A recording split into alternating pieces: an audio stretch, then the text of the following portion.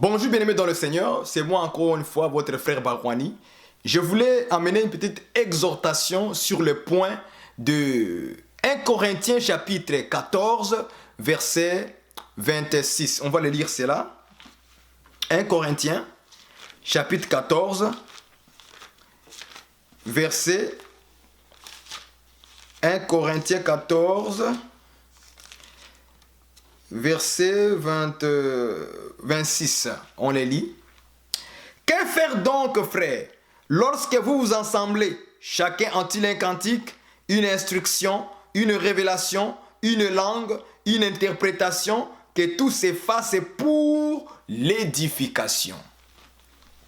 Il y a beaucoup de gens qui ont mal interprété ces versets, et je vais l'amener ces versets dans l'ordre, pour le faire comprendre au peuple de Dieu. On ne fait pas des choses par nous-mêmes, parce que moi j'ai lu ceci, et que moi je l'ai compris comme ça, et qu'on va le faire comme ça. Non, ce n'est pas comme ça que les choses de Dieu se font. Ok? Les gens ont mal compris ces versets. 1 Corinthiens chapitre 14, verset 26. Que faire donc, frères, lorsque vous vous assemblez? Chacun a-t-il un cantique, une révélation, une langue, une interprétation, que tout s'efface pour l'édification. Quand Paul a écrit ces versets pour instruire le peuple de Dieu qui était à Corinthe, ce n'était pas pour amener les désordres dans la maison de Dieu. Parce qu'il y a des personnes qui croient qu'à cause de ces versets, ils croient que maintenant on peut chanter quand on veut, comme on veut, pendant un culte. Pendant que le dirigeant est en train de parler.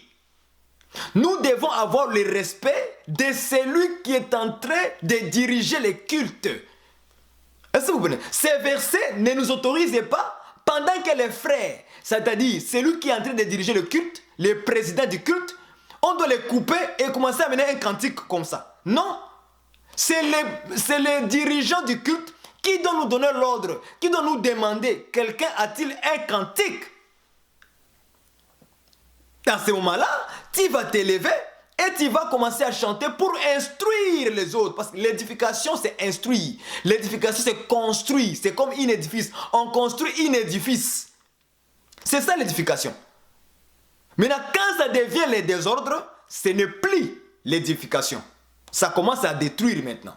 Les cœurs ne sont pas dans la paix. Voilà pourquoi l'Écriture dit que Dieu est un Dieu d'ordre. Dieu n'est pas un Dieu de désordre, mais il est le Dieu de paix. Pourquoi Dieu est un Dieu d'ordre? Et nous, ses enfants maintenant, qu'est-ce que l'on doit faire? On doit avoir la même nature que notre Père, que notre Dieu. Parce que Dieu n'est pas un Dieu de désordre. Et lorsque maintenant, pendant un culte, on commence maintenant à chanter n'importe quand, n'importe quel moment, on donne une chanson, maintenant n'importe quand, là ça n'édifie plus. Maintenant ça devient le désordre. Est-ce que vous me comprenez? Maintenant ça devient le désordre. On doit attendre l'ordre du président du culte. Vous voyez quelqu'un qui s'est... On est en plein culte, hein? Le frère est en train de parler. Bien-aimé dans le Seigneur. Maintenant il donne les sujets, hein? Maintenant on va prier pour ceci. Tu attends à gauche. Seigneur, toi c'est Seigneur. Non. Ça c'est le désordre. Là tu as coupé le feu pendant qu'il parlait. Les gens pensent que à partir de ces versets, maintenant on peut faire n'importe quoi pendant le culte. Non, ça ne nous autorise pas de chanter au moment où le frère parle. Ça c'est de manquer du respect à celui qui vient de parler, de présider. Ça montre que tu es impoli. Tu es impoli. Ça, c'est l'impolitesse. Chacun a-t-il un cantique? On a dit que si tu as un cantique, l'autre a une révélation, l'autre a l'interprétation. Maintenant, imaginez-vous, frère. Toi, tu as un cantique. Moi, j'ai la révélation. L'autre a une interprétation. L'autre a une langue. Maintenant, nous tous, on se lève pour parler. Voilà. Allons-y comme ça. C'est ça que vous voulez faire, vous, dans vos assemblées de maisons. Soi-disant entre guillemets. On a écrit l'église qui était dans la maison, pas l'église des maisons. L'église qui était dans la maison de tel. Mais vous Vous avez changé l'interprétation en disant l'église des maisons. Il n'y a jamais l'église des maisons dans la Bible. Ça n'existe pas ces phrases-là. Il faut changer ça. L'église qui est, lisez bien dans les Écritures. Romains 16, 1 Corinthiens 16, 2 Corinthiens 16, Tite, Philémon. On n'a jamais dit l'église des maisons, mais l'église qui est dans la maison de telle personne. C'est comme ça que maintenant les églises des maisons commencent à fonctionner. Hein? Imaginez-vous maintenant, moi j'ai la révélation, l'autre a un cantique, l'autre a maintenant une chanson haute. Maintenant, nous quatre, maintenant, on s'élève maintenant pour parler au même moment. Est-ce que ce n'est pas le désordre, ça? Je pose la question. Est-ce que ce n'est pas le désordre? C'est le désordre. Paul dit que pour l'édification, donc il faut que ça puisse édifier. Si ça n'édifie plus, c'est que ça devient le désordre. Ça crée les troubles au milieu de nous. Et ça ne construit plus. Il faut arrêter. Voilà, il faut arrêter. Il faut arrêter. On doit écouter les présidents du culte. Apprenons à être polis. Le Saint-Esprit nous apprend aussi le moral. La morale. Ça nous apprend la morale. À être poli, être sage, être sensé, être modéré. Tu es inspiré, tu attends, tu parleras. Quand tu as une révélation, frère, ne commence pas à parler au moment où le frère est en train de parler pour montrer que tu as reçu une révélation. Non, on lève la main. C'est ça la politesse. On lève la main. Quand le président du culte va te voir, tu vas lui demander, frère, est-ce que je peux parler? Il va t'accorder, oui frère, oui j'ai reçu une révélation, je voulais la partager. Ah d'accord, vas-y frère, là tu parleras. Mais ne parlez pas au moment où les gens sont en train de chanter. J'ai une révélation, j'ai une révélation, j'ai une révélation. Attends. Non. Tu veux te montrer que tu as une révélation ou tu as de créer les troubles maintenant à ce moment-là? Mais je pose la question. Les gens sont en train de chanter devant Dieu. Alléluia, Alléluia, Alléluia. Gloire au Seigneur Jésus-Christ. Oh mon Dieu, tu es bon. Oh mon Dieu, tu es bon. Oh mon Dieu, tu es bon. Tu es bon pour moi, tu es bon. Au même moment là, bon, j'ai une révélation. J'ai une révélation. J'ai une révélation.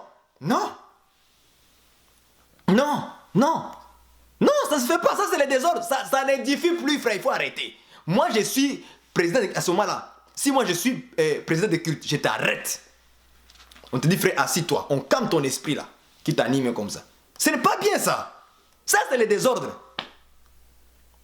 Vous avez quelqu'un, on est en train de présider, et le président de culte dit, maintenant on va prier.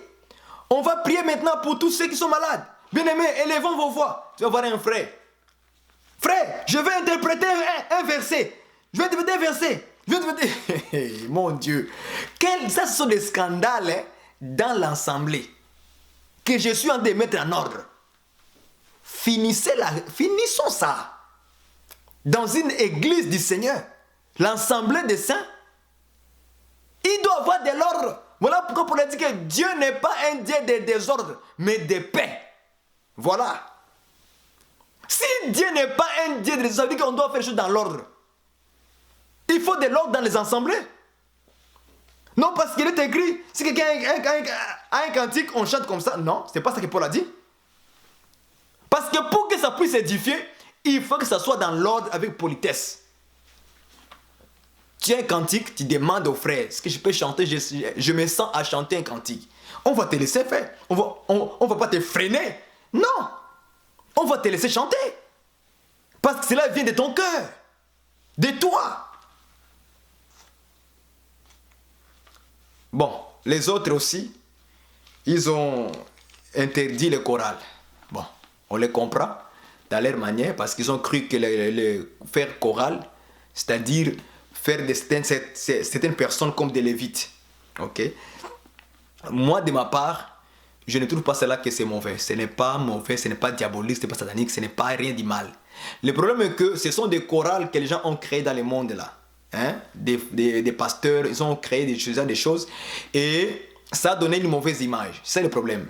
Ça a donné une mauvaise image. Maintenant, on croit que dans une assemblée, s'il y a des gens qui ont les dons d'entonner un cantique, d'amener les autres à chanter, parce qu'ils ont reçu les dons de chanter, les dons d'entonner. Parce que tout le monde n'a pas les dons d'entonner.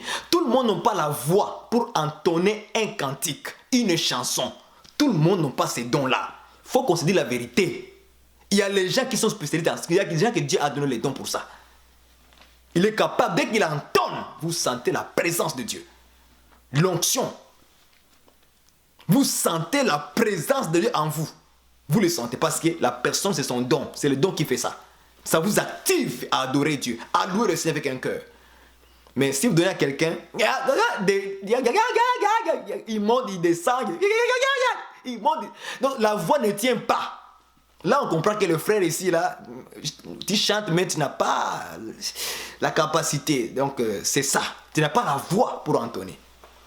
Vous sentez, il monte, il descend, il monte les ténors, il descend dans les do, dans ré, dans mi, so. C'est le désordre. Mais on comprend que le frère, la sœur, n'a pas ces dons de chanter, d'entonner un cantique. On le sait. Bon, les gens vont dire que oui, Dieu écoute le cœur. Dieu écoute le cœur. Bien sûr, Dieu écoute le cœur. Cela n'a pas... Le cœur n'enlève pas la voix naturelle.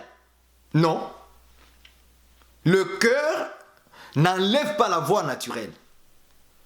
Ça n'enlève pas la voix naturelle. Non, non, non. Ça n'enlève pas. Voilà pourquoi Moïse il bégayait. Il bégayait, mais il parlait. Et les gens l'écoutaient. Dans ces bégaiements, les gens l'écoutaient. Qui a refusé que non, il bégayait. Nous, on écoute le cœur seulement. Mais écoutez maintenant le cœur. Si vous voulez. Le cœur ne peut pas vous parler. C'est la bouche qui parle. Donc la voix doit sortir. Et quand la voix sort, on entend les sons. Ça nous fait mal aux oreilles. On sait que le frère et la soeur n'a pas les dons. Mais on va te laisser chanter. Parce que normalement, tu ne chantes pas pour nous. Tu chantes pour Dieu. Est-ce que vous comprenez? C'est pour Dieu que tu chantes. Donc ce n'est pas pour nous. Est-ce que vous voyez ça? Mais cela n'annule pas la voix. On peut savoir que non, le frère n'a pas vraiment la voix pour chanter. Mais on va te laisser chanter pareil. Parce que tu chantes pour Dieu. Ok? Même si tu montes, tu descends.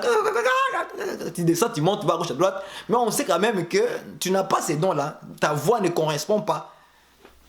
Est-ce que vous me comprenez? Donc, tout le domaine, il y a les gens qui ont ces deux-là. Ils chantent avec cœur, mais ils ont aussi la voix pour entonner. Et quand ils font sortir leur voix, ça touche le cœur, frère. Il ne faut pas ignorer ça. Celui qui a fait l'intérieur est le même qui a fait aussi l'extérieur. Donc, c'est Dieu qui donne ces dons-là. Il ne faut pas oublier ça. Ok? Bon. Ils ont dit que non, avoir des chorales ou des chantres dans une assemblée, c'est un péché. Nous avons dit que non, ce n'est pas un péché. Parce que ce n'est écrit nulle part. Ok? Les apôtres chantaient. Jésus a chanté avec les apôtres avant d'aller à Gethsemane. Il a chanté avec eux. Hein? Ils chantaient un cantique des psaumes. Ils ont chanté.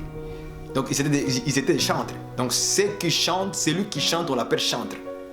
Voilà. Celui qui chante, on l'appelle chantre. Donc vraiment, bien aimé notre Seigneur, veillons sur ces choses.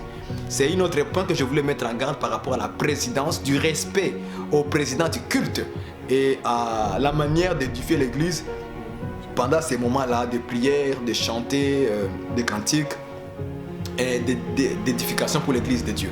C'est très important, bien aimé, d'être poli et de marcher dans l'ordre et non pas dans les désordres, mais d'être dans l'ordre des choses. Faisons cela et Dieu va nous bénir et nous aurons un culte meilleur et parfait devant le Seigneur avec beaucoup d'ordre. Que Dieu vous bénisse tous au nom du Seigneur Jésus-Christ. Bye bye.